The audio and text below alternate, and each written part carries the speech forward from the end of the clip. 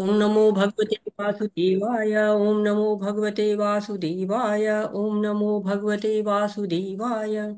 ओम अज्ञानातिमिरान्धस्य ज्ञानञ्जनं शलाकया चक्षुरुन्मीलितं येन तस्मै श्रीगुरुवे नमः।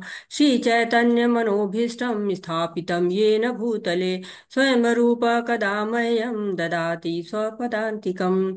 वन्देऽहं श्रीगुरु श्रीयुतपदकमलं श्रीगुरून् वैष्णवांश्च श्रीरूपं साग्रजातं सगरघुनाथ अन्वितं तं सजीवं साद्वैतं सावधूतं पर्जनसहितं कृष्णचैतन्यदेवं श्रीराधा कृष्णपादान् सहगललिता श्रीविशाखा अन्वितांश्च।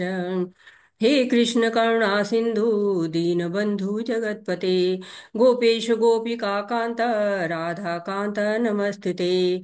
तप्त कांचन गौरांगी राधे वृंदावनेश्वरी वृषभानुसुते देवी प्रणमामि हरिप्रिये। नमः ॐ विष्णुपादाय कृष्णपृष्ठाय भूतले श्रीमते भक्तिवेदान्त स्वामिन् इति नामिने। नमस्ते सरस्वती देवे गौरवाणी प्रचारिणे निर्विशेष शून्यवादी पाश्चात्यदेशतारिणे।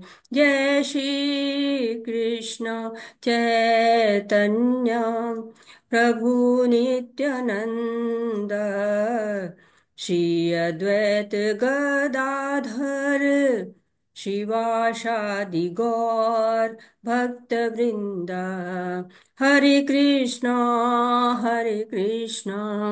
कृष्ण कृष्ण हरे हरे हरे रामा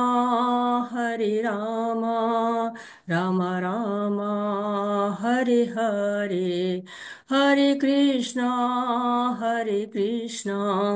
कृष्ण कृष्ण हरे हरे हरे राम राम राम हरे हरे। हरे कृष्णा। सभी को शील प्रभुपाद जी के द्वारा शील प्रभुपाद जी की जय। और ये 18 दिनों में जो भगवत गीता समझने की यात्रा है, इसके तीसरे दिन हम पहुंच गए हैं और इसमें आप सबका बहुत बहुत स्वागत है। इस यात्रा के आरंभ में हम पहले पहले अपने आध्यात्मिक गुरु पूजनीय शील प्रभुपाद जी की चरण वंदना करते हैं और इस ऑनलाइन पाठ्यक्रम के जनक नमो निष्ठा दास प्रभु जी को, जो श्री श्री राधा गोविंदा मंदिर बेंगलोर के अध्यक्ष हैं और ये जो ऑनलाइन पाठ्यक्रम है इसके जनक भी हैं, सारे शिक्षा गुरुओं को, सारे दीक्षा गुरुओं को नमन करते हैं और आप सभी भक्तों को पांचांग प्रणाम करते हैं। और हरे कृष्णा। तीसरा कदम है आपका, यानी कि उस रास्ते पर आपका अब आकर्षण हो गया है, अब आप आगे बढ़ रहे हैं। और पहला अध्याय जो हमने देखा था कि अर्जुन की शोक से शुरू हुआ था। अर्जुन जो है शोक में रहते हैं। क्यों शोक में रहते हैं? 5 दुविधाएं रहती है उनको। पहली होती कि दया, उनको दया आ रही है। और उसके उत्तर में जो है भगवान कहते हैं कि शरीर पर दया नहीं करनी, आत्मा पर करनी है। क्यों? क्योंकि शरीर नश्वर है, आत्मा जो है वो शाश्वत है, नित्य है। और कहते हैं ना, नैनम छिदन्ति शस्त्राणि नैनम दहति पावक। तो आत्मा तो नष्ट हो ही नहीं सकती है, वो अजर है, अमर है। और फिर दूसरी बात कहते हैं कि कोई आनंद ही नहीं है। भगवान कहते हैं कि अगर तुम हार जाओगे, मृत्यु को प्राप्त होगे, तो तुम्हें जो है वो स्वर्ग मिलेगा। और अगर तुम जीत जाते हो तुम्हें राज्य भोग करने को मिलेगा। तो आनंद ही आनंद है, दोनों हाथ में आपके जो है वो लड्डू ही लड्डू हैं। और तीसरा कहते हैं कि पाप पूर्ण कर्म है, ये पाप हो रहा है हमसे। तो कह रहे कि नहीं, हमें जो है वो पाप, भगवान का जब कार्य कोई करता है तो उसमें पाप नहीं होता है। जो कार्य हम अपने मनोधर्म से करते हैं, अपनी इच्छाओं को पूरी करने में करते हैं, वो पाप कर्म है। लेकिन धर्म का जो कार्य करते हैं उसमें कोई पाप नहीं होता। कहे पारिवारिक परंपराओं का नाश हो जाएगा। एक देखिए, नहीं, हमें रोल मॉडल बनना है। अगर तुम युद्ध नहीं करोगे तो अपयश होगा तुम्हारा, तुम्हारे परिवार का भी अपयश होगा, कुल का अपयश होगा, तुम्हें रोल मॉडल की तरह कार्य करना है।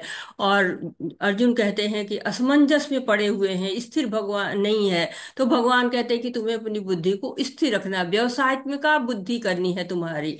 क्योंकि बुद्धि जब व्यवसायत्मिका रहती है, यानी कि एक जगह पे रहती है, स्थिर रहती है, बहु शाखा हनातश्च, बहु शाखाओं में विभक्त नहीं रहती है, जब ऐसी बुद्धि हो जा रहती है, तो वो बुद्धि केवल भगवान में लगती है और कहीं भी नहीं लगती है। तो बुद्धि को यहाँ वहाँ 25 चीजों में नहीं लगाना है, बल्कि व्यवसायत्मिका बुद्धि रखनी है। व्यवसायत्मिका बुद्धि एक है कुरुनंदना, बहुशाखा हनातश्च बुद्धि और व्यवसायी नाम। एकाग्र बुद्धि होगी तुम्हारी, दृढ़ प्रतिज्ञ बुद्धि होगी, भगवान में लगी बुद्धि होगी, तो तुम असमंजस में नहीं पड़ोगे। और भक्ति में जो कोई कार्य करता है, वो कभी भी नुकसान उसका नहीं होता है, वो सुरक्षित रहती है। नेहाभिक्रम नाशस्तो प्रतवायो न विद्यते, स्वल्पम पयस्य धर्मश त्रायतो भयतो महत्। तो सबसे भयानक जो भय होता है हमारा जन्म मृत्यु जरा व्याधि का, उस भय से हमारी रक्षा होती है। साथ ही साथ हमको बताया गया कि पतन होता है, हमारा पतन हो जाता है। कैसे पतन हो जाता है? जब हम विषयों को याद करते हैं, जब विषय कोई भी देख लेते हैं, कोई भी चीज हमें दिख जाती है, कोई भी विषय, तो उसका चिंतन करने लगते हैं। इंद्रिय विषय का मतलब है आंखों से हमने कोई बहुत अच्छी चीज देख ली, कानों से बहुत कुछ ऐसा सुन लिया जिसके विषय में हमारी आसक्ति बढ़ती चली जाती है।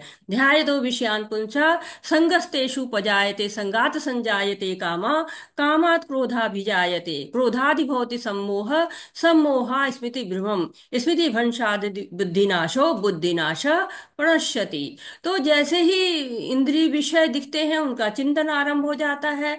उस चिंतन से हमें उसमें वस्तु जो देखा है हमने, जो इंद्रिय विषय हमने चिंतन किया है, उसमें आसक्ति हो जाती है। उस आसक्ति के बाद जो है कामनाएं होने लगती हैं कि उस वस्तु को हम प्राप्त कर लें।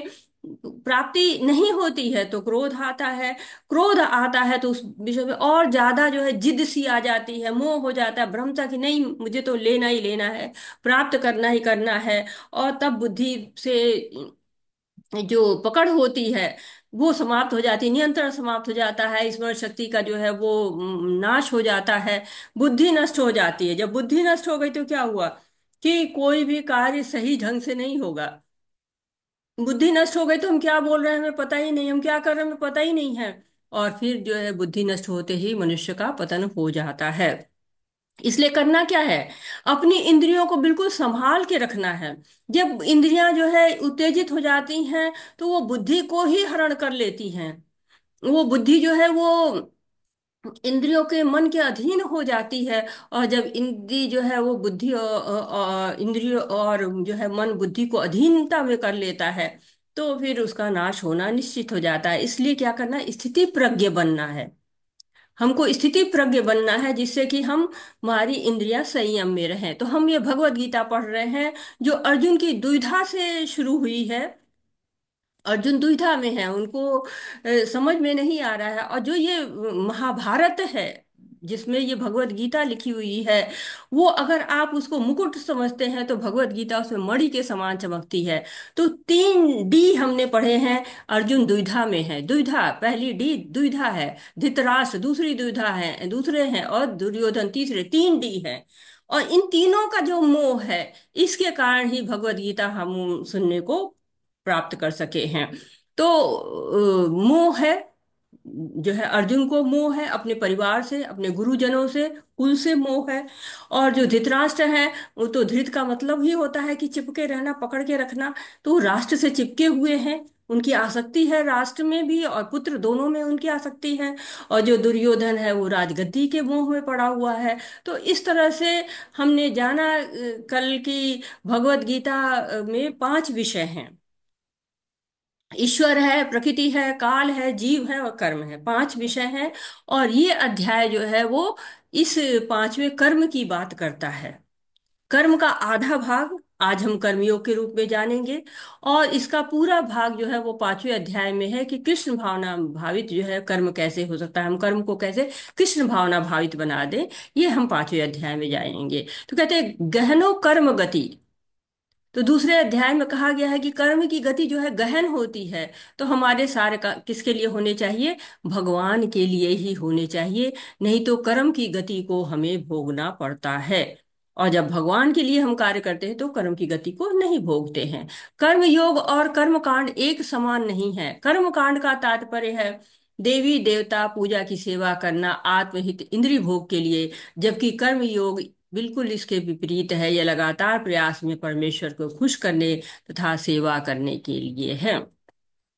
तो कर्म कांड एक तरह से अब योग शुरू हो रहा है। हमने इसके पहले अभी तक योग के बारे में नहीं जाना, तो इस अध्याय का नाम कर्म योग है।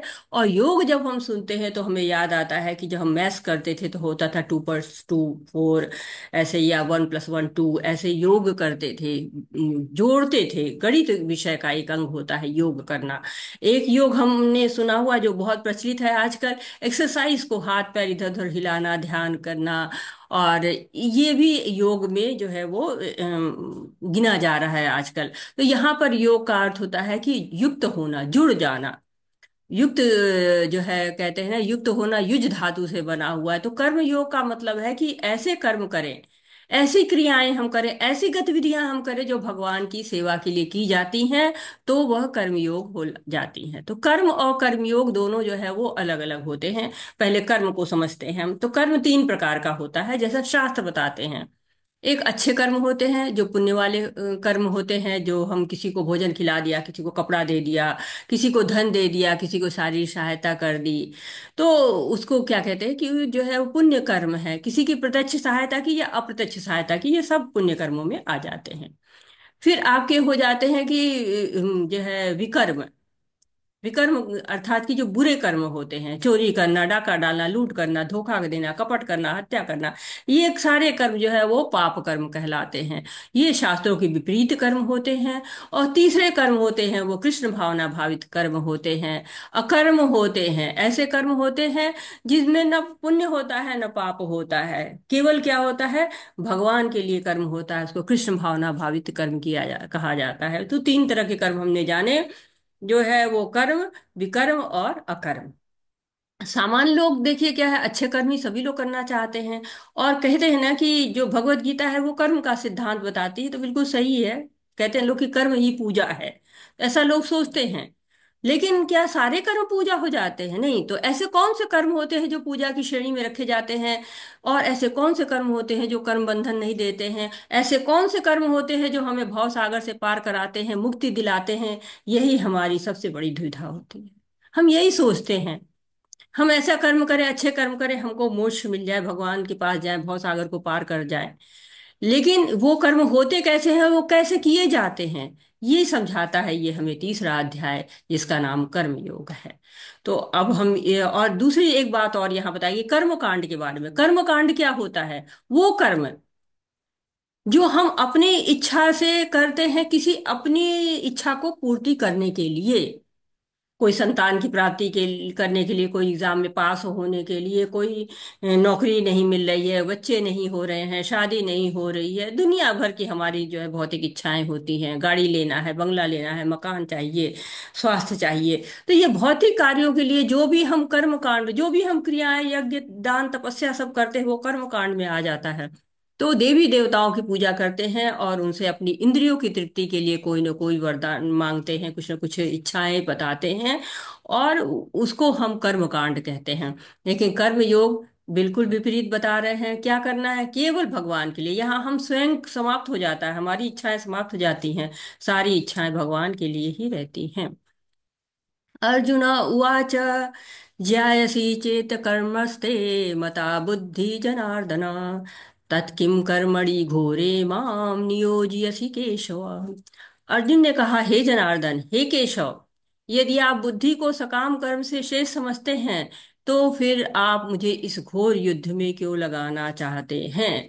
तो ये बहुत बड़ी बात कह रहे हैं अर्जुन, क्योंकि जो अर्जुन है वो चाह रहे हैं कि हम वो ऐसा कार्य करें, श्रेयस्कर कार्य करें, जो श्रेय दिलाए हमको इस जीवन में, हमको श्रेय मिले हमको। ऐसा कार्य नहीं करना है कि हमें वो समय के साथ हमको समाप्त हो जाए। श्रेष्ठ रास्ता चाह रहे हैं तो करे भगवान से कि आप मुझको सकाम कर्म में क्यों लगा रहे हैं। और सकाम कर्म क्या होते हैं? शास्त्रों के अनुसार तो होते हैं, लेकिन उसमें भोग की लालसा भी होती है।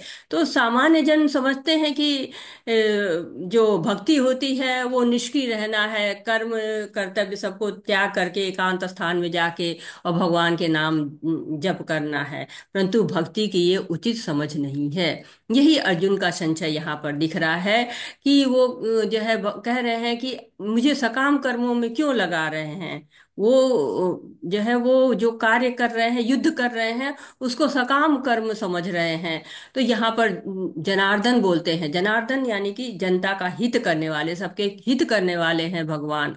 और आप केशव हैं, केशव संशय समाप्त करने वाले हैं आप। और साथ ही साथ कहते हैं ये असुर था जो कि केशी नाम के घोड़े के रूप में आया था भगवान को मारने के लिए।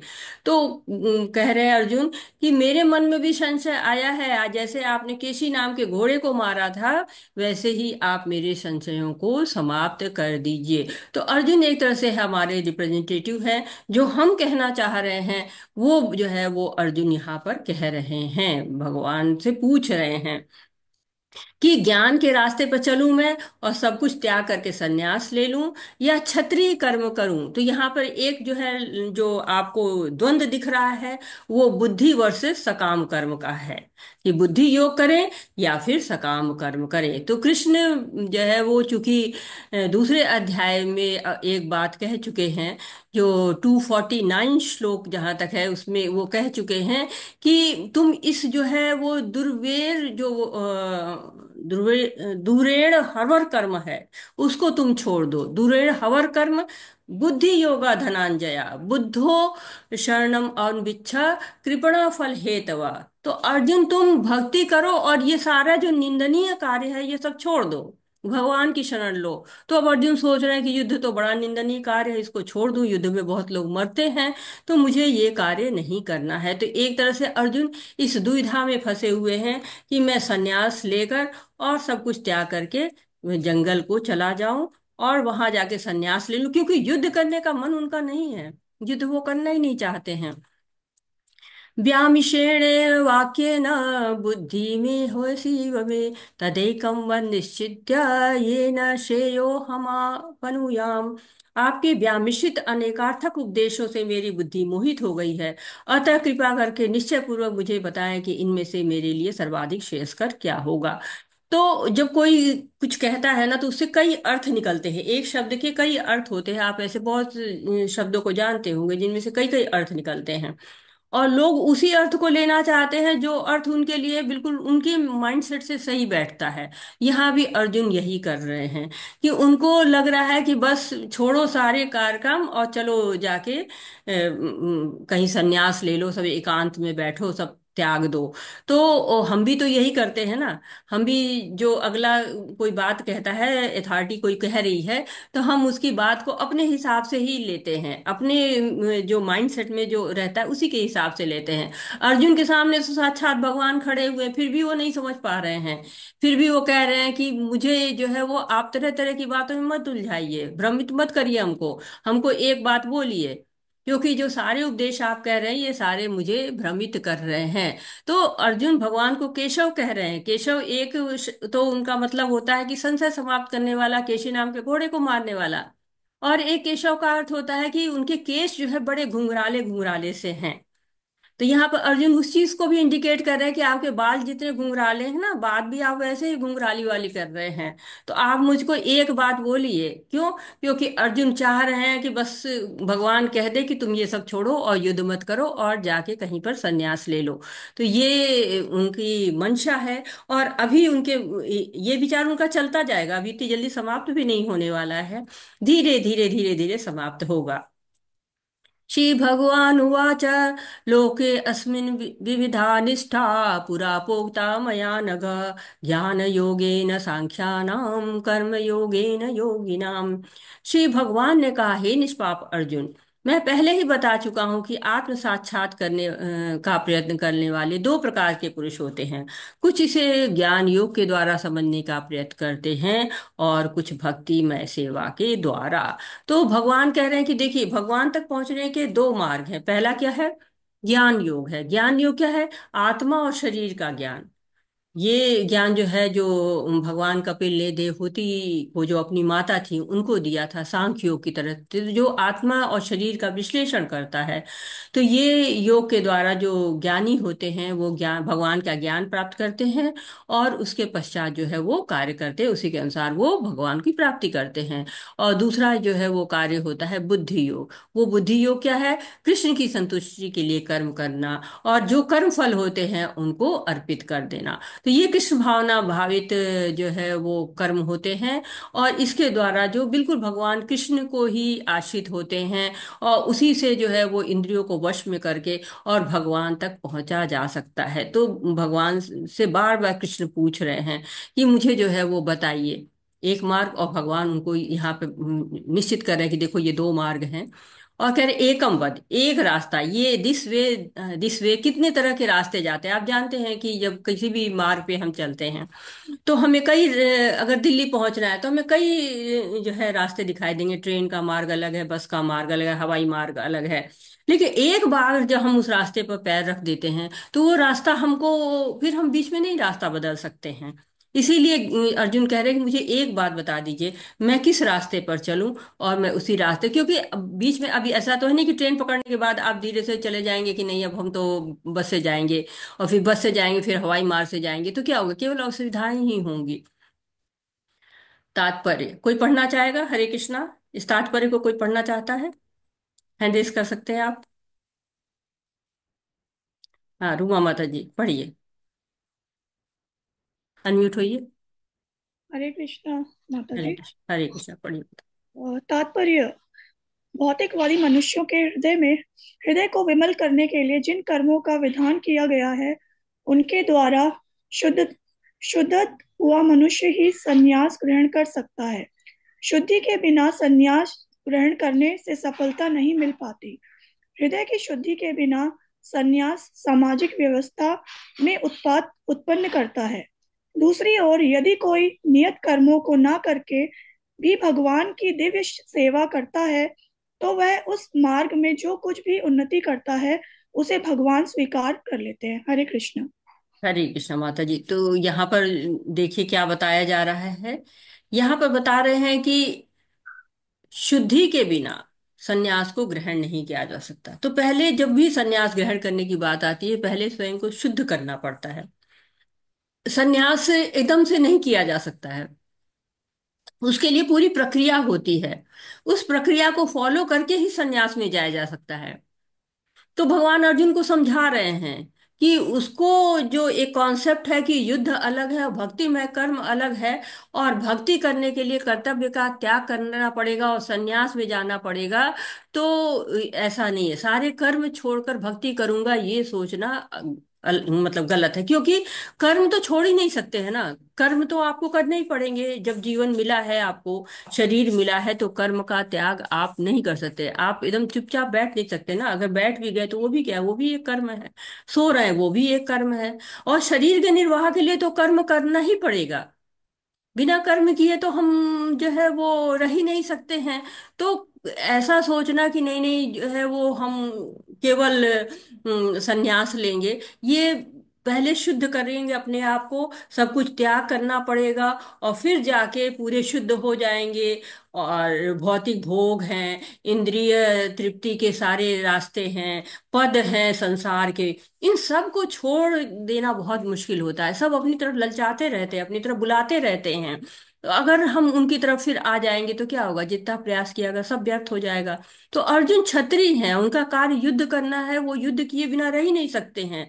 लेकिन भक्ति में ऐसा नहीं होता है। भक्ति के लिए आपको पहले से शुद्ध होने की आवश्यकता नहीं होती है।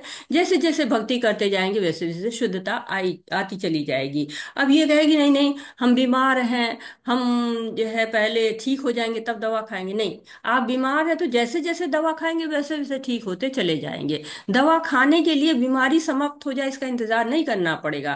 तो भक्ति करते करते शुद्धता आ जाती है, और वैसे वैसे हमारी स्थिति जो है वो भक्ति में दृढ़ होती चली जाती है। तो भक्ति का जो रास्ता है उसको भगवान रिकमेंड कर रहे हैं कि ये रास्ता जो है वो आपके लिए आसान है। कर्मेन्द्रियाणि संयम्य आस्ते मनसा स्मरण इंद्रियार्थान विमूढ़ात्मा मिथ्याचार स उच्यते। जो कर्मेंद्रियों को वश में तो करता है, किंतु जिसका मन इंद्रिय विषयों का चिंतन करता रहता है, वह निश्चित रूप से स्वयं को धोखा देता है और मिथ्याचारी कहलाता है।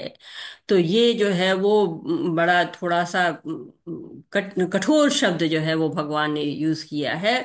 कि कोई लोग होते हैं, कुछ लोग होते हैं सन्यास ले लिया, सारे कर्म का परित्याग कर दिया, एकांत में चले गए, और वहां गए जैसे लोग केदारनाथ, बद्रीनाथ, हिमालय पर चले जाते हैं, नदियों के किनारे अपने आश्रम बना के ध्यान लगा लेते हैं।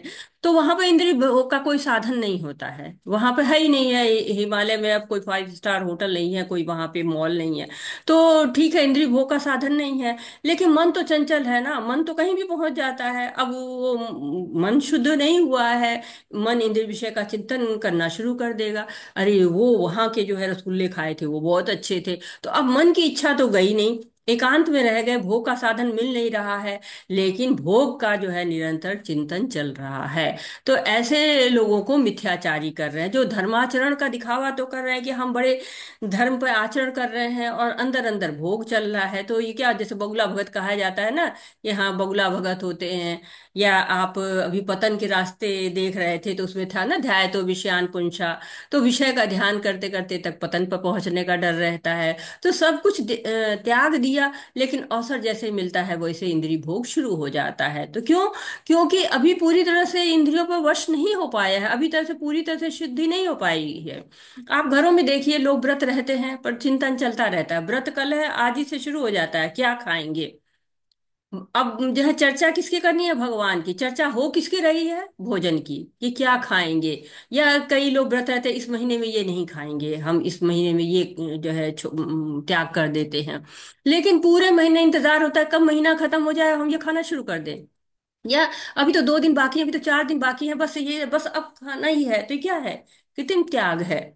तो इस तरह के संकल्प और इस तरह के व्रत से क्या लाभ है, अगर हम मन को वहां से निकल ही नहीं रहा है, मन भगवान की तरफ जा ही नहीं रहा है। तो इसलिए अगर धर्माचरण का दिखावा हम कर रहे हैं तो मिथ्याचार है। जब बगुला पानी में खड़ा है, लगता है कि ध्यान में है, लेकिन जैसे मछली आती है उसको पकड़ के खा देता है, तो उसको बगुला भगत कहा जाता है। तो ये इस तरह का जो आचरण कह रहे हैं कि सन्यासी होने के पहले, इस पहले पूरी तरह से इंद्रिय भोगों से आप अलग हो जाइए। ये जड़ भरत महाराज की कहानी है। भरत महाराज हैं, ये भरत महाराज बहुत ज्ञानी थे, और बहुत ज्यादा इनको वैराग्य सा हुआ, उन्होंने भक्त भी बहुत बड़े थे। सारा घर बार छोड़ देते हैं, राजा थे, राज सिंहासन त्याग देते हैं, अपने बच्चों को दे देते हैं, जंगल में चले जाते हैं। जंगल में चला के वहां पे अपना भक्ति पूजा पाठ शुरू हो जाता है उनका। और वहां नदी के किनारे बैठ के अपनी पूजा पाठ कर रहे थे, तब तक क्या होता है कि एक जो गर्भवती हिरणी थी वो भागी भागी आती, पीछे पीछे उसके शिकारी था। शिकारी जैसे ही जो है वो अपना चलाया बंदूक, वैसे बड़ी तेज आवाज हुई, और वो जो हिरणी थी वो, उसका प्रसव हो जाता है नदी के अंदर, और हिरणी वहीं पे डर के मारे मर जाती है। अब वो बच्चा था हिरण का, उसके प्रति आसक्ति उनकी आ गई। अब वो दिन रात इसी आसक्ति में रहते थे कि ऐसा तो नहीं है कुछ, इस बच्चे को क्या हो जाएगा, मैं कहाँ से खाना पाएगा, कहाँ से पानी पाएगा, ये लगातार ये परेशान होते रहते हैं। और एक समय ऐसा आता है कि उसी हिरण की याद करते करते ही जिनकी मृत्यु हो जाती है, अगला जन्म इनको हिरण का मिलता है। अब उस हिरण का जन्म तो मिलता है, लेकिन इतनी भक्ति थी उनके अंदर कि उन्हें याद रहता है कि मेरा ये हिरण का जन्म क्यों हुआ। फिर वो एक ही जगह अपने आप को नदी में जो है गाड़ लेते हैं, और वहीं पे जो है ध्यान करते हैं, वहीं उनकी मृत्यु हो जाती है। अगला जन्म फिर उनको जो है जड़ भरत का मिलता है, और फिर वो भक्ति करते हैं और पुनः भगवान के धाम जाते हैं। तो ये एक उदाहरण के तौर पे है कि अगर इंद्रिय विषय पूरी तरह से समाप्त नहीं होते हैं तो ऐसी भी गति हो जाती है। इतने बड़े भक्त की ऐसी गति हो जाती है, साधारण लोग की तो बात ही कुछ दूर की है। हरे कृष्णा, कोई पढ़ेगा? कोई पढ़ना चाहता है? हैंड रेस कर सकते हैं आप। हाँ, निशा माता जी पढ़िए। हरे कृष्णा माता हरे जी। कृष्णा। आप प्रणाम।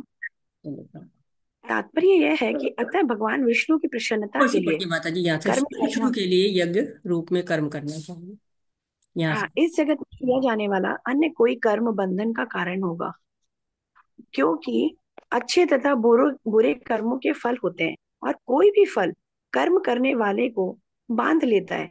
अतः कृष्ण को प्रश्न करने के लिए कृष्ण भावना भावित होना होगा, और जब कोई ऐसा कर्म करता है तो वो मुक्त दशा को प्राप्त रहता है। यही महान कर्म कौशल है, और प्रारंभ में इस विधि में अत्यंत कुशल मार्गदर्शन की आवश्यकता होती है। हरे कृष्णा माता जी। हरे कृष्णा माता जी, बहुत बहुत धन्यवाद। श्री विष्णु के लिए यज्ञ रूप में कर्म करना चाहिए, अन्यथा कर्म के द्वारा इस भौतिक जगत में बंधन उत्पन्न होता है। अतः हे कुंती पुत्र, उनकी प्रसन्नता के लिए अपने नियत कर्म करो, इस तरह तुम बंधन से सदा मुक्त रहोगे।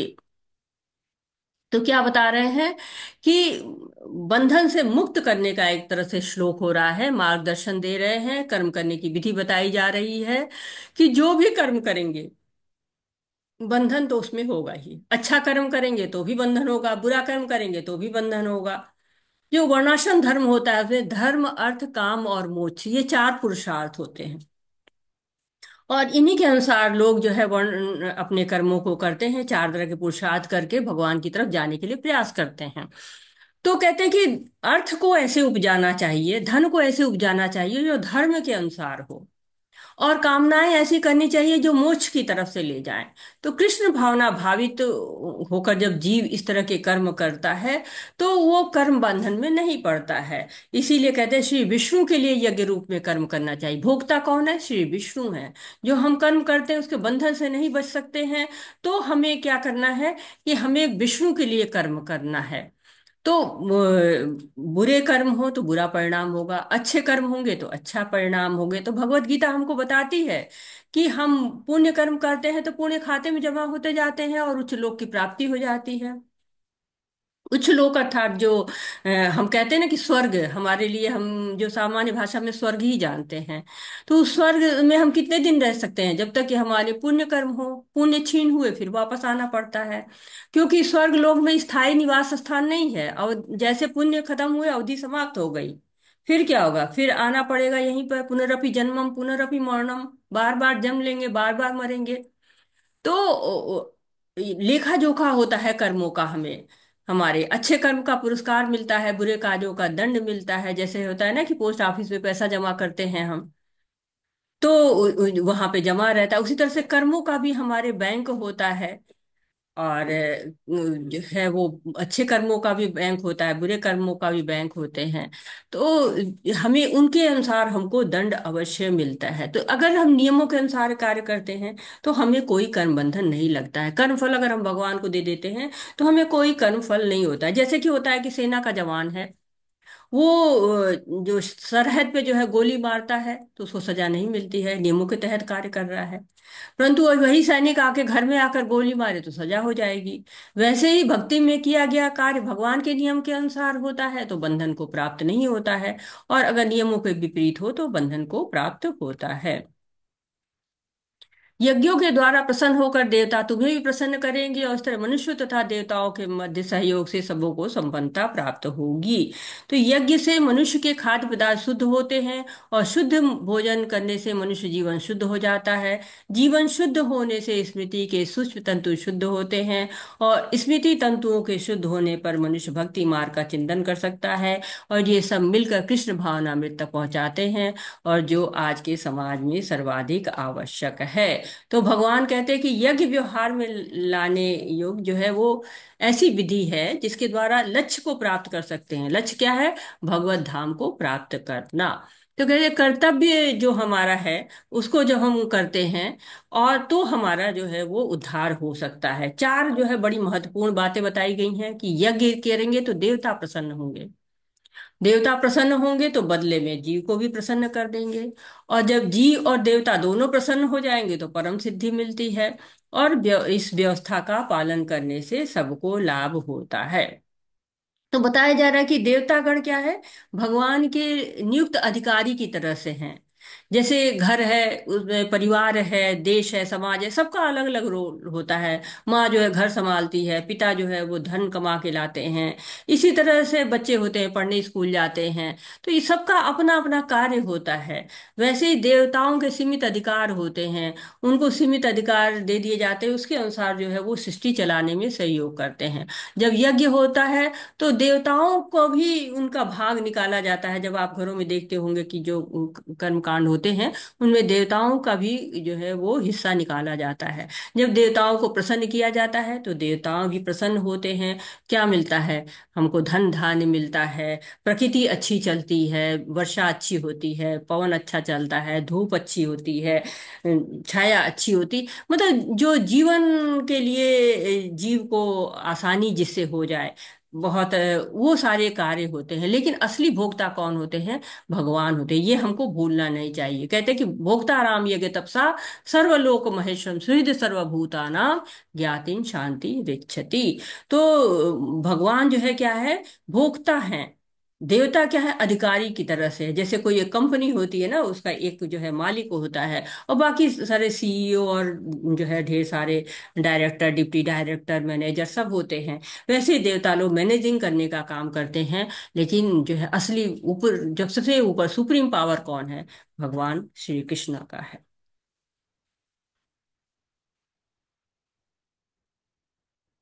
हाँ, कौन पढ़ रहा है? हरे सुषमा माता जी, हरे कृष्णा, पढ़िए माता जी। हरे कृष्णा माता जी। पहले अर्थ पढ़ना है ना माता जी? हाँ, यहाँ से जीवन की विभिन्न आवश्यकताओं से पढ़िए। हाँ जी।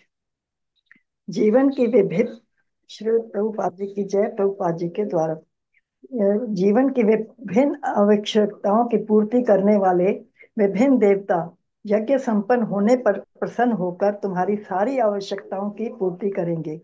किंतु जो इन उपहारों को देवताओं को अर्पित किए बिना भोगता है, वह निश्चित रूप से चोर है। तात्पर्य: देवतागण भगवान विष्णु द्वारा भोग सामग्री प्रदान करने के लिए अधिकृत किए गए हैं, अतः नियत यज्ञों द्वारा उन्हें अवश्य संतुष्ट करना चाहिए। वेदों में विभिन्न देवताओं के लिए भिन्न भिन्न प्रकार के यज्ञों की संस्तुति है, किंतु वे सब अंततः भगवान को ही अर्पित किए जाते हैं।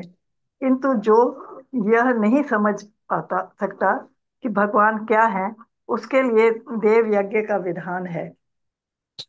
अनुष्ठानकर्ता के भौतिक गुणों के अनुसार वेदों में विभिन्न प्रकार के यज्ञों का विधान है। विभिन्न देवताओं की पूजा भी उसी आधार पर, अर्थात गुणों के अनुसार की जाती है। हरे कृष्ण माता जी। हरे कृष्णा माता जी, बहुत बहुत धन्यवाद। तो अब जो है बताया जा रहा है कि कैसे चोर कहा गया है। बड़ा कठोर शब्द फिर आ गया। इसके पहले कौन सा शब्द आया था? कोई बताएगा? माधुरी माता जी, भगवान ने एक कठोर शब्द इसके पहले क्या कहा था?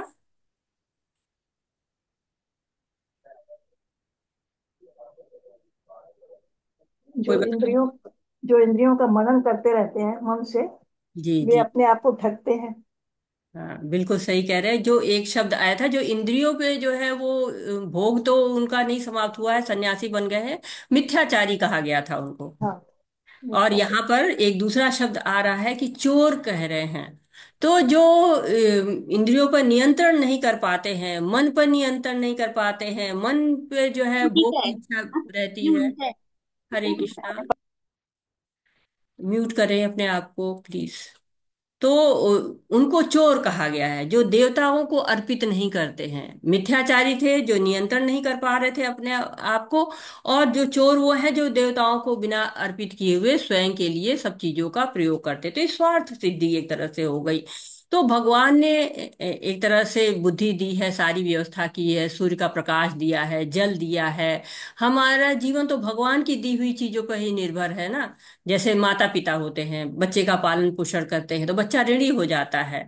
वो अपने माँ बाप का जो कहते हैं पिंड दान करता है, उससे ऋण चुकाता है। वैसे देवता भी तो हमारी आवश्यकताओं की पूर्ति कर रहे हैं ना। तो हमको भी उनको प्रसन्न करना चाहिए। और यही बात यहाँ पर जो है समझा रहे हैं। इसको हम थोड़ा सा यज्ञ चक्र को ऐसे समझते हैं कि भगवान है, भगवान के द्वारा ही जो है वो हमको सारी चीजें मिल पाती हैं जितने भी। तो भगवान जो है वो कैसे भगवान को जानेंगे? भगवान को वेद बताते हैं, वेदों के द्वारा हम जान पाते हैं कि भगवान जो है, भगवान के बारे में। और ये एक तरह से कर्म कांड की बात यहाँ पर हो रही है। ये जो है वो इसके बाद कर्म योग की बात होगी। तो ये कर्म जो है हमारे स्वार्थ के लिए है, वेदों के नियम के अनुसार ही है, और शास्त्रों में इनका वर्णन है। और इन वर्णन के अनुसार जो वेदों में लिखा हुआ है कर्तव्य, उस कर्तव्य को जो है जीव करता है। यानी कि कर्तव्य करता है, यज्ञ करता है। और जब यज्ञ करता है तो वर्षा होती है, जब वर्षा होती है तो अन्न उपजता है, जब ये अन्न होता है तो इस अन्न को जो है वो भोग बनाया जाता है, जो है लोगों का जो है वो उदर का पोषण होता है। और इस भोग को जब भगवान को चढ़ाया जाता है तो ये प्रसाद बन जाता है। ये एक यज्ञ का चक्र चलता रहता है। अब कह रहे हैं, भगवान ने क्या कहा है कि देवता भी क्या करते हैं, आपकी सारी इच्छाओं की पूर्ति करते हैं। इसलिए आपका काम है कि आप देवताओं को जो है प्रसन्न करिए, उनको भोग लगाइए, उनको जो है वो उनके अर्पित करिए उनका भाग। लेकिन एक बार ये भी कहा गया कि अगर हम भगवान को सब चीज अर्पित कर देते हैं तो सब देवताओं की पूर्ति हो जाती है। जैसे पेड़ को अगर पानी दे दिया जाता है तो सारा जो है वो पेड़ प्रसन्न हो जाता है, अलग अलग पत्तियों को, फूल को, फल को पानी नहीं देना पड़ता है। वैसे अगर हम भगवान को ही अगर अर्पित कर देते हैं तो सब कुछ सब भगवान के लिए ही हो जाता है, सारे देवी देवता प्रसन्न हो जाते हैं। यज्ञशिष्टाशिनः सन्तो मुच्यन्ते सर्वकिल्बिषैः भुञ्जते ते त्वघं पापा ये पंचात्यात्मकारणात्। भगवान के भक्त सभी प्रकार के पापों से मुक्त हो जाते हैं, क्योंकि वे यज्ञ में अर्पित किए हुए भोजन प्रसाद को ही खाते हैं। अन्य लोग जो अपने इंद्रिय सुख के लिए भोजन बनाते हैं, वे निश्चित रूप से पाप खाते हैं। तो एक और कठोर शब्द यहाँ पर आ गया है, तीसरा बार जो है वो कठोर शब्द आया है, पाप खाते हैं। तो कह रहे श्लोक बता रहा है कि भोजन तो देखिए एक ही है, परंतु जब हम भगवान को अर्पित करके खाते हैं तो वो महाप्रसाद बन जाता है। परीक्षित महाराज जो है वो सुखदेव गोस्वामी, परीक्षित महाराज से सुखदेव गोस्वामी जी कहते हैं, महाप्रसादो गोविंद नाम स्वल्प पुण्य इतम राजनाम। तो थोड़ा सा ही प्रसाद अगर भगवान गोविंद का मिल जाता है तो बहुत पुण्य मिलता है। जो लोग प्रसाद अर्पित नहीं करते हैं, वही जो है बता रहे हैं दूसरी लाइन कि वो पाप खाते हैं। तो ना हमें वेजिटेरियन खाना है, ना हमें नॉन वेजिटेरियन खाना है, हमें कृष्णटेरियन भोजन को जो है प्राप्त करना है, प्रसादम प्राप्त करना है। तो भगवान ने बताया कि हमें भोजन कैसे करना चाहिए। अभी आप इसके बारे में और अगर आगे के अध्याय आएंगे उनमें आप पढ़ेंगे। तो हमें क्या भक्ति करते करते ये तो नहीं कहा जा रहा है कि हम किसी की सहायता न करें, किसी को अन्न न खिलाएं, हम सारे कार्य भगवान से जोड़ दें। तो ऐसा नहीं, हमें ये भी कार्य करना चाहिए, इन कार्यों को भी करना चाहिए, इन गतिविधियों को भी करना चाहिए। लेकिन कोई भी गतिविधि जब हम भगवान के लिए करते हैं तो वो प्रसन्न हो जाते हैं और सबको संतुष्टि मिलती है, सबकी जो है इच्छाओं की पूर्ति होती है। इस्कॉन में जो है फूड फॉर लाइफ प्रोग्राम चलता है, और उसमें हर संडे को लोग आते हैं। वहां पर 5 मिनट हरि कीर्तन होते हैं, छोटी सी भगवान की लीला बताई जाती है, प्रसाद खिलाया जाता है। तो उसका उद्देश्य क्या होता है कि मंदिर के आसपास कोई भूखा न सोए, और इस तरह से खाने वाले और खिलाने वाले दोनों का कल्याण होता है। तो भोजन तो प्रतिदिन ही होता है, लेकिन संडे को स्पेशल कहते हैं कि लव फीस्ट होता है। और सब लोग जो है दिन भर आते हैं और प्रसादम ग्रहण करते हैं। तो भोजन खिलाने से न केवल पेट भरता है, परंतु मतलब जब भोजन किसी को आप खिलाएंगे तो पेट तो उसका भरता ही भरता है। लेकिन अगर आप प्रसाद खिलाते हैं तो उसका पेट भी भरता है, उसकी इच्छा तृप्ति भी होती है, उसकी शुद्धि भी होती है। तो एक तरह से ये दो तरह की सहायता हो जाती है। जैसे कोई बच्चा है ना, बाजार में खो जाता है, तो उसको आप कितना भी उपहार दे दें, कितना भी खाने की चीज दे दें, वो थोड़ी देर चुप बैठेगा। उसको खिलौने दे दीजिए, वो थोड़ी देर चुप बैठेगा, फिर उसको माँ बाप चाहिए। लेकिन अगर माँ बाप से मिला दे तो वो बच्चा जो है कितना प्रसन्न होता है। वैसे ही हम किसी की भौतिकता में कितनी भी हेल्प कर देते हैं, लेकिन जब हम उसको भगवान से मिला देते हैं तो वो उसकी स्थायी प्रसन्नता हो जाती है। इसलिए हमको लोगों को भगवान से जोड़ने का कार्य करना चाहिए, भगवान से मिलाने का कार्य करना चाहिए। हरे कृष्णा। माधुरी माता जी पढ़िए, हरे कृष्णा। कृष्ण मतलब में हरे कृष्णा। तात्पर्य तात्पर्य तात्पर्य प्रभु आज्ञा के द्वारा सारे प्राणी अन्न पर आश्रित हैं। जो वर्षा से उत्पन्न होता है, वर्षा यज्ञ स्पंद करने से होती है और यज्ञ नियत कर्म से उत्पन्न होता है। तात्पर्य परमेश्वर जो यज्ञ पुरुष अथवा समस्त यज्ञों के भोक्ता कहलाते हैं। सभी देवताओं के स्वामी हैं, और जिस प्रकार शरीर के अंग पूरे शरीर की सेवा करते हैं, उसी तरह सारे देवता उनकी सेवा करते हैं। इंद्र, चंद्र तथा वरुण जैसे देवता भगवान द्वारा नियुक्त अधिकारी हैं, जो सांसारिक कार्यों की देख रेख करते हैं। सारे वेद इन इन देवताओं को प्रसन्न करने के लिए यज्ञों का निर्देश करते हैं, जिससे वे अन्न उत्पादन के लिए प्रचुर वायु, प्रकाश तथा जल प्रदान करें। जब कृष्ण की पूजा की जाती है, तो उनके अंध स्वरूप देवताओं की भी स्वतः पूजा हो जाती है। अतः देवताओं की अलग से पूजा करने की आवश्यकता नहीं होती। इसी हेतु कृष्ण बाणों भावित भक्त सर्वप्रथम कृष्ण को भोजन अर्पित करते हैं और तब खाते हैं। ये ऐसी विधि है जिससे शरीर का आध्यात्मिक पोषण होता है। कृष्ण माता जी, धन्यवाद। हरे कृष्णा। माता जी बहुत बहुत धन्यवाद। तो ये ऐसी विधि है, भगवान को अर्पित करके भोजन खाने की विधि से क्या होता है, आध्यात्मिक पोषण भी होता है, शारीरिक पोषण भी होता है। तो यहाँ पर बताया जा रहा है कि आपको जो है हरि नाम जपना चाहिए। हरे कृष्ण महामंत्र की महिमा को बता रहे हैं कि आरंभ कहाँ से करेंगे। हमको ये तो ज्ञान मिल गया कि हमें भगवान का आशीर्वाद चाहिए, भगवान के नाम का हमें गुणगान करना चाहिए। तो कैसे करें, स्टार्ट कैसे करें। तो हर युग का अपना युग धर्म होता है। सतयुग का था, कहते हैं कि सतो ध्याय तो विष्णु, सतयुग में विष्णु का ध्यान करना चाहिए। तो सतयुग में लोगों की आयु बहुत अधिक थी, 1 लाख से अधिक उनकी आयु थी। कलयुग में तो 100 साल जीना मुश्किल हो गया है, आयु निरंतर कम होती जा रही है। और कलयुग जैसे जैसे आगे बढ़ेगा आयु और कम होती जाएगी। तो त्रेता भजते मथई, जो त्रेता युग था उसमें बड़े बड़े यज्ञ होते थे, उसमें बहुत सारा धन लगता था, कई कई सालों, हजार मतलब 14 साल, 15 साल, 20 साल, 16 साल ऐसे चलता रहता था। परंतु आज तो इतने अच्छे ब्राह्मण भी नहीं है, न इतने धन है, न इतना समय है। तो फिर द्वापरे परिचार्य, द्वापर युग में बहुत भव्य मंदिर थे, बड़े बड़े अर्च विग्रह बनने लगे, उनकी सेवा होने लगी। परंतु अभी भी हो रही है, लेकिन धीरे धीरे ये और कम होती चली है, बहुत कम हो चुकी है, अब और कम होती चली जाएगी। कहाँ सब लोग रोज कहाँ मंदिर जाते हैं, सब लोग कहाँ रोज अर्च विग्रह की सेवा करते हैं। कलऊ तद हरि कीर्तनम, तो कलयुग में करना क्या है, हरि कीर्तन से बहुत लाभ होगा। जितना फल सतयुग में विष्णु के ध्यान से होता है, त्रेता युग में यज्ञ से होता है, द्वापर में अर्च विग्रह की सेवा से होता है, कलयुग में कहते हैं हरि कीर्तन से ही हो जाता है। भागवतम भी इस बात को कहती है। और कलयुग में कहते हैं कि लोग के क्या हो गए, बुद्धि जो है मंद मतय होंगे, मंद भाग्य होंगे, उनके लिए संकीर्तन यज्ञ जो है वो सबसे अच्छा ही माना गया। भागवतम में कहते हैं ना कि नारद मुनि जी ने ब्रह्मा से पूछा कि कली के प्रभाव से हम कैसे मुक्त होंगे, कलयुग तो आएगा ही आएगा। तो देखिए जो है उसी उपाय को जो बताया था ब्रह्मा जी ने, उसी उपाय को 500 वर्ष पहले चैतन्य महाप्रभु संकीर्तन यज्ञ लेकर आए हैं। कहते इति, ब्रह्मा जी ने कहा था, इति शोषणा नाम नाम कली कल्मष नाशनम तत्पर तो उपाय सर्वेदेशु दृश्यते। तो सारे जो है वेदों शास्त्रों में लिखा है कि इस जो है वो संकीर्तन यज्ञ को करना चाहिए। संकीर्तन यज्ञ को करने के पहले क्या कहते हैं, जब भी हम एक माला लेते हैं, और इस माला पे जो है, जो माला आपके पास रहती है, इस माला को यहाँ पे जो ये पोर्शन है, इसको सुमेरु पर्वत कहा जाता है। सुमेरु पर्वत है ये पोर्शन जो होता है। यहाँ से हमारी जो है, जब हम शुरू होते हैं, पहले माला पे, पहले मोती पे आते हैं, यहाँ पर हम सबसे पहले जो है वो जो है वो पंच तत्व को प्रणाम करते हैं। जय श्री कृष्ण चैतन्य प्रभु नित्यानंदा श्री अद्वैत गदाधर शिवासादि गौर भक्त वृंदा। और यहाँ पे इसके बाद हम प्रभुपाद की प्रणीति भी लोग करते हैं, जो प्रभुपाद के शरणागत होते हैं वो प्रणीति करते हैं। और अभी शुरुआत जो लोग एकदम नए नए होते हैं, वो लोग तो सीधे जो है वो हरे कृष्णा कृष्ण कृष्णा हरे हरे, हरे राम राम राम हरे हरे से शुरू करते हैं।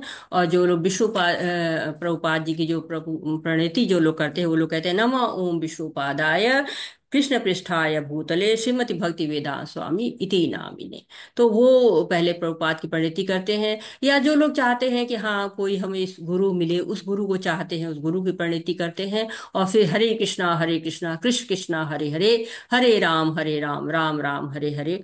और ऐसे करते करते आगे बढ़ते चले जाते हैं, आगे बढ़ते चले जाते हैं। और पूरी जब यहाँ पे माला जो है 108 जो है वो जब मन के समाप्त हो जाते हैं, पुनः जो है वो इस सुमेरु पर्वत को लांघते नहीं है, यहाँ से यहाँ नहीं आते हैं, फिर वापस मुड़ जाते हैं और फिर शुरू करते हैं हरे कृष्णा। फिर यहाँ पर जय श्री कृष्ण चैतन्य प्रभु नित्यानंदा श्री अद्वैत गदाधर शिवासादि गौर भक्त वृंदा, और फिर जय शिला प्रभुपाद की प्रणति करते हैं, और फिर हरे कृष्णा कृष्ण कृष्णा हरे हरे, हरे राम राम राम हरे हरे। तो ऐसे जो है वो हम इस जो है माला को करते हैं। और प्रतिदिन कम से कम, आप लोग भी नए नए हैं, एक माला तो आप लोग अवश्य किया करें। और जो है वो यहाँ पर बताया गया कि जगह जगह शास्त्रों में लिखा हुआ है, ऐसा नहीं है कि ये कोई अपने मन से बताया जा रहा है, नहीं, शास्त्रों में लिखा हुआ है। और देखिए इस पे लिखा है, यज्ञा नाम जप यज्ञोष्मी। भगवत गीता में जो है यहाँ पर बताया गया, इस नाम को जप के बारे में बताया गया है। और कई जगह पे बताया, जैसे नारदी पुराण है, वहां पे कहा है, हरे नाम केवलम कलयुग नास्ते नास्ते व नास्ते व गतिर अन्यथा। तो ये जो भगवान का नाम है, कहे कलयुग में ही नाम आधारा, नाम ही आधार है। और जैसे कि जज होते हैं ना, कहते ऑर्डर ऑर्डर ऑर्डर, वैसे यहाँ पे क्या, नास्ते नास्ते नास्ते व गतिर अन्यथा 3 बार कहा गया है, तो बहुत महत्वपूर्ण है। हरि नाम के अलावा कोई उपाय नहीं है। तो कहते कि विष्णु सहस्त्र नाम है, किस नाम का जप करें? तो शास्त्र जो है उसका उत्तर देते हैं कि कोई बीमार है तो बहुत सारी दवाएं हैं, लेकिन दवा कौन सी इस बीमारी को ठीक करेगी, कौन सी सबसे ज्यादा उपयुक्त होगी? तो ब्रह्मा जी ने बता दिया कि ये 16 जो है शब्दों का जो नाम है, ये कली कल्मश नाशनम है, कली के जो है सारे जो है कल्मशों का नाश कर देता है। तो जो है ब्रह्मा जी क्या है, बुद्धि तत्व है, बुद्धि से ही बने हुए, हमारी बुद्धि तो बड़ी छोटी सी है। तो हमें उस छोटी बुद्धि के द्वारा न समझ के ब्रह्मा जी ने जो कहा है उसको हमें मान लेना चाहिए। और चैतन्य महाप्रभु जी ने जो घर घर जो है वो इस हरि नाम संकीर्तन को पहुंचाया है, तो हर मोती पर पूरा मंत्र बोलना है, 108 बार बोलना है, 7 से 8 मिनट लगते हैं, असीमित लाभ है, थ्योरी नहीं है, प्रैक्टिकल करके आप दे सकते हैं। कहते हैं ना, पहले जो है पहले इस्तेमाल करो फिर विश्वास करो। नुकसान कोई नहीं है। घर में माला नहीं है तो उंगली पर भी जप कर सकते हैं। आप माला यहाँ से भी मंगा सकते हैं, आपको लिंक मिल जाएगा, ऑनलाइन आपके घर तक पहुंच जाएगा। और सबका अनुभव होगा, जो भी, मेरा भी अनुभव है, परिवर्तन अवश्य आता है। हमको ये लगता है हमारे पास तो समय ही नहीं है, लेकिन जब आप दृढ़ निश्चय करते हैं ना, तो आपको समय मिल जाता है। और भौतिक जीवन सुधारने के लिए हमको इतना प्रयास तो करना ही पड़ेगा। हरे कृष्णा। तो एक माला का जब आप जरूर शुरू करें। यामिमा पुष्पितां वाचा प्रवदन्त विपश्चित वेदवाद रता पार्थ नान्यदस्तिति निवादिन। अल्पज्ञानी मनुष्य वेदों के उन अलंकारिक शब्दों के प्रति अत्यधिक आसक्त रहते हैं, जो स्वर की प्राप्ति, अच्छे जन्म, शक्ति इत्यादि विविधि के लिए सकाम करने की संस्तुति देते हैं। तो कर्म फल में आसक्ति नहीं करनी चाहिए हमें। हम जो है वो जानते हैं कि जो है कर्म कौन से करने चाहिए, जो भगवान के लिए हो, बल्कि केवल अपने लिए सकाम कर्मों के लिए नहीं, अपनी इच्छाओं की पूर्ति के लिए कर्म नहीं करना चाहिए। अतः कर्म फल में आसक्त हुए बिना मनुष्य को अपना कर्तव्य समझकर निरंतर कर्म करते रहना चाहिए, क्योंकि अनासक्त होकर कर्म करने से परम ब्रह्म की प्राप्ति होती है। तो कर्म फलों से आसक्ति नहीं होनी चाहिए हमारी। और कर्म फलों से अगर आसक्ति होती है हमारी, तो हमें गति नहीं प्राप्त होती है। हमें अगर परम ब्रह्म को प्राप्त करना है, परम की प्राप्ति करनी है, तो अनासक्त भाव से करना चाहिए। यद्यद आचरति श्रेष्ठ तत्तदेव तरो जन, यत् प्रमाण कुरुते लोकस्तद अनुवर्तते। महापुरुष जो आचरण करते हैं, सामान्य व्यक्ति उसी का अनुसरण करते हैं। यह अपने अनुसरणीय कार्यों से जो आदर्श प्रस्तुत करता है, संपूर्ण विश्व उसका अनुसरण करता है। तो जो कार्य जो जो बड़े लोग, श्रेष्ठ लोग जो आचरण करते हैं, वही आचरण जो है वो सभी लोग करते हैं। प्रभुपाद जी कहते हैं 3 श्रेष्ठ पुरुष हैं, माता पिता हैं, बच्चा वैसा ही आचरण करेगा जैसे कि माता पिता करते हैं। गुरु का जो आचरण श्रेष्ठ होना चाहिए, क्योंकि गुरु जो है वो जो कार्य करता है, शिष्य जो है वो वैसे ही कार्य करता है। गुरु क्या करता है, मिट्टी को जो है वो गढ़ता है। जो है बच्चा क्या होता है, बिल्कुल कुम्हार की मिट्टी की तरह से होता है। जो जो गुरु करते हैं वही वही जो है वो बच्चा करता है, शिष्य करता है। वैसे जो अधिकारी होते हैं, जो नेता होते हैं, जो है बड़े पद पे हैं, उनको श्रेष्ठ कार्य करना चाहिए, क्योंकि उनको भी लोग नकल करते हैं और उसके अनुसार जो है वो समाज में परिवर्तन आते रहते हैं। जीवात्मा अहंकार के प्रभाव में ग्रस्त, मोहग्रस्त होकर अपने आप को समस्त कर्मों का कर्ता मान बैठता है, जबकि वास्तव में प्रकृति के 3 गुणों द्वारा संपन्न किए जाते हैं। जो जीव होता है वो समझता है कि मैं ही सारे कार्य कर रहा हूँ। बहुत महत्वपूर्ण है ये, क्योंकि जीवात्मा प्रकृति के 3 गुणों के प्रभाव में सारे कार्य करती है, अज्ञान में रहती है और स्वयं को कर्ता समझती रहती है। तो दो तरह के लोग होते हैं, एक कृष्ण भावना भावित होते हैं, दूसरे होते हैं जो अहंकार में रहते हैं। जैसे कहते हैं ना कि जीवात्मा ये सतोगुण रजोगुण तमोगुण के प्रभाव में भागती रहती है, ऐसे अहंकार के पीछे पीछे। जैसे बच्चा मिठाई के पीछे भागता रहता है, वैसे जीवात्मा भोग के पीछे भागती रहती है। माया बहुत ही शक्तिशाली होती है, हमको नचाती रहती है और भूल जाते हैं हम कि हम भगवान के अंश हैं। हम अपने आप को माया के साथ रहते रहते, पदार्थ के साथ साथ रहते रहते स्वयं को पदार्थ समझने लगते हैं। अर्जुन ने कहा, हे विश्ववंशी, मनुष्य न चाहते हुए पाप कर्मों के लिए प्रेरित क्यों होता है? ऐसा लगता है कि उसे बलपूर्वक उनमें लगाया गया हो। बहुत सुंदर बात है, हमारे मन में भी आता है, हमको भी लगता है हम तो नहीं ये करना चाहते थे, क्यों हो रहा है ऐसा कर्म। तो अर्जुन पूछ रहे कि जीवात्मा पाप क्यों करती है? लग रहा है कि जबरदस्ती कराया जा रहा है। कई बार आप देखते हैं बहुत संपन्न लोग होते हैं, वो भी चोरी कर लेते हैं, छोटा कार्य कर लेते हैं, तो वो कहते कि नहीं नहीं, हम ये करना तो नहीं चाहते हैं, जबरदस्ती लगा कि मुझे जबरदस्ती करा रहा है कोई। धूमेनाव्रियते बहिर्यथादर्शो मलेन च यथोन् यथोल्बेनावृतो गर्भस्तथा तेनेदमावृतम्। जिस प्रकार अग्नि धुएं से, दर्पण धूल से तथा भ्रूण गर्भाशय से आवृत रहता है, उसी प्रकार जीवात्मा इस काम की विभिन्न मात्राओं में आवृत रहता है। तो यहाँ पे बता रहे हैं कि आवृत रहते हैं। कैसे? जैसे अग्नि धुएं से आवृत रहती है, हम हवन करते हैं, उसमें अग्नि होती है, पर जो है धुआं हमको दिखाई पड़ता है, अग्नि नहीं दिखती। हम जो हवन सामग्री डालते हैं, धुआं जैसा दिखता है, परंतु थोड़ा हटाते हैं तो अग्नि दिखती है। ऐसे दर्पण क्या है, धूल से जो है धूल बहुत जमा हो जाती है, चेहरा नहीं दिखता है। और गर्भाशय में क्या होता है, बहुत सारे आवरण होते हैं, तो अंदर बिल्कुल ही अंधेरे में बच्चा रहता है। तो कहते हैं कि ये क्या होता है, ये हमारे ऊपर इस तरह के आवरण चढ़े हुए हैं, ये जो है वासनाएं चढ़ी हुई हैं, यही हमारे पापों का कारण बन जाती हैं। जितनी ज्यादा कल्मश जमा होंगे उतने ज्यादा हम जो है वो भगवान से दूर होते जाएंगे। इसीलिए हमको चैतन्य महाप्रभु कहते हैं, चेतो धर्म मार्जनम। जैसे बर्तन पे बहुत मोटी परत होती है तो बहुत जो है चिकनाई लग जाती है, बहुत रगड़ना पड़ता है। वैसे जब काम की परत बहुत ज्यादा हो जाती है तो बहुत रगड़ना पड़ता है। और इसी तरह से कहते हैं, कल्मश हमारी आत्मा पे जम जाता है। 3 जो है उसके लेवल बताए गए हैं। इंद्रियाणि मनोबुद्धिर स्याधिष्ठानमुच्यते एते विमुह्यते च ज्ञानम आवृत देहिनम। इंद्रिया, मन तथा बुद्धि इस काम के निवास स्थान है। इनके द्वारा यह काम जीवात्मा के वास्तविक ज्ञान को ढककर उसे मोहित कर लेता है। तात्पर्य, भगवान कृष्ण उन स्थानों का संकेत कर रहे हैं जिसे शत्रु को जीतने वाला यह जान ले कि शत्रु कहाँ पे रहता है। मन समस्त इंद्रियों के कार्यकलापों का केंद्र बिंदु है। अतः जब हम इंद्रिय विषयों के संबंध में सुनते हैं तो मन इंद्रिय तृप्ति के समस्त भावों का आगार बन जाता है। इस तरह मन तथा इंद्रिया काम की क्षणस्थली बन जाते हैं। इसके बाद बुद्धि ऐसी कामपूर्ण रुचियों की राजधानी बन जाती है। बुद्धि आत्मा की निकट पड़ोसन है। काममय बुद्धि से आत्मा प्रभावित होती है, जिससे उसमें अहंकार उत्पन्न होता है और वह पदार्थ से तथा इस प्रकार मन तथा इंद्रियों से अपना तादात्म्य स्थापित कर लेता है। आत्मा को भौतिक इंद्रियों का भोग करने की लत पड़ जाती है और इसे वास्तविक सुख मान बैठता है। तो इंद्रिया, मन तथा बुद्धि ये काम के निवास स्थान हैं। तो एक तरह से आपको जगह मिल गई कि कहाँ पर हम जो है वो रहती हैं, सारी समस्याएं कहाँ पर रहती हैं, वासनाएं जो है काम कहाँ से आरंभ करता है, इसको हम यहाँ जानते हैं। यहाँ इसको समझने के लिए इस स्लाइड पे हम आते हैं।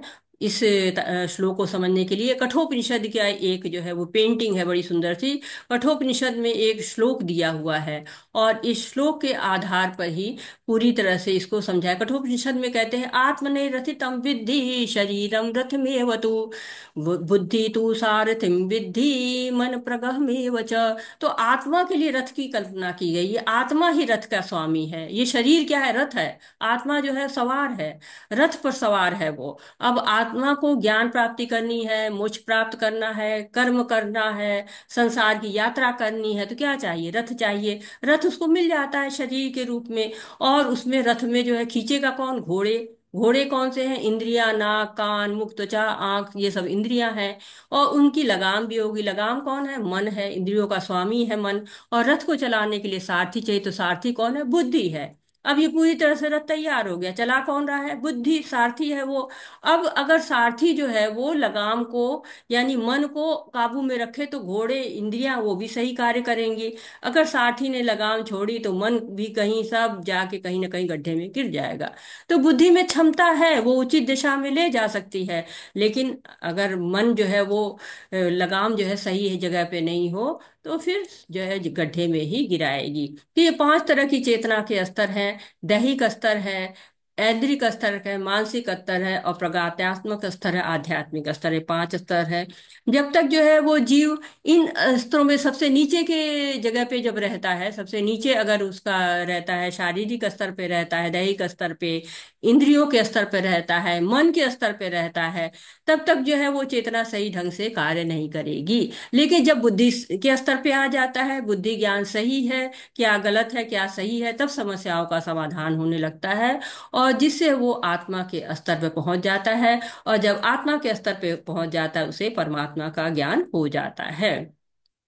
इसलिए हे भरतवंशियों में श्रेष्ठ अर्जुन, प्रारंभ में ही इंद्रियों को वश में करके इस पाप के महान प्रतीक काम का दमन करो और ज्ञान तथा आत्म साक्षात्कार के इस विनाशकर्ता का वध करो। तो अब तो पता चल गया है कि कहाँ पर है काम रहता है। तो उसके नष्ट करने का तरीका क्या है? कि शुरू में ही इंद्रियों को वश में कर लो, निष्काम कर्म करो, तो शीघ्र ही भवसागर से पार हो जाओगे। लेकिन झूठे अहंकार में, उपाधि की पहचान में बने रहोगे तो बंधन में पड़ोगे।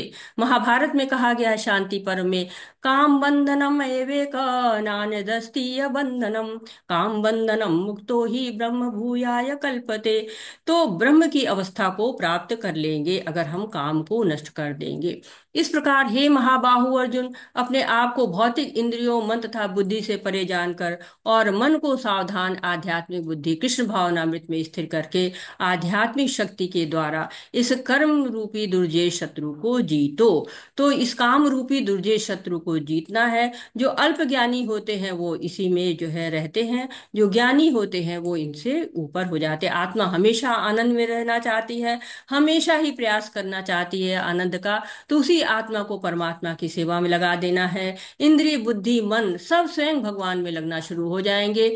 और इसीलिए कठोपनिषद में इंद्रिय विषयों को इंद्रियों से श्रेष्ठ कहा गया है, क्योंकि वो इंद्रियों को आकर्षित कर लेते हैं। और इंद्रियों से श्रेष्ठ मन होता है। मन भगवान की सेवा में लग जाए तो इंद्रियां इंद्रिय विषयों से दूर हो जाएंगी। जब परम दृष्टा निवर्तते, जब जो है हायर टेस्ट लग जाता है, तो लोअर कुछ भी अच्छा नहीं लगता है। जो लोअर टेस्ट नहीं अच्छे लगते हैं। इसीलिए यहाँ पे प्रभुपाद जी बता रहे हैं, भगवत गीता का यह तृतीय अध्याय निष्कर्षतः मनुष्यों को निर्देश देता है कि वह निर्विशेषवाद, शून्यवाद को चरम लक्ष्य न मानकर अपने आप को भगवान का शाश्वत सेवक समझते हुए कृष्ण भावना मृत में प्रवृत्त हो।